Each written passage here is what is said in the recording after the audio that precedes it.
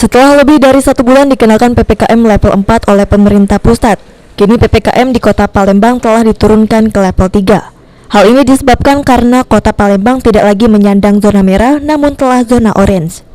Selain itu juga saat ini konfirmasi angka kasus positif dan kematian kasus COVID-19 di Palembang telah alami penurunan dan juga bed occupancy rate atau BOR di sejumlah rumah sakit telah turun.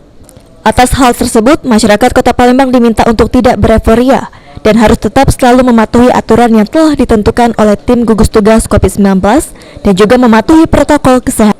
Pelonggaran mekanisme yang sudah sedikit dilonggarkan, tolong begitu ya, kita jangan euforia. Saya menghimbau kita jangan sampai euforia dalam artian lalu kendor protokol kesehatan, lalu tidak mematuhi apa yang sudah dilonggarkan. Kalau memang harus kapasitas 25% atau kapasitas 50%, tolong dipatuhi, karena kalau tidak kondisi kita bisa saja memburuk lagi, kemudian kita diperketat lagi, kita tentu tidak mau. Sementara itu, menurut Ketua DPRD Sumsel, saat ini kesadaran masyarakat Palembang telah meningkat dengan menerapkan aturan yang telah ada, yaitu penerapan 5M. Himbauan itu sudah terus-menerus waspada COVID. 3M lah ya. 5M, nggak cuma 3M, 5M itu sudah terus-menerus. Masyarakat sendiri sudah, saya lihat sudah, untuk Palembang sudah hampir sangat sadar. Masalah patuh kaki dulu.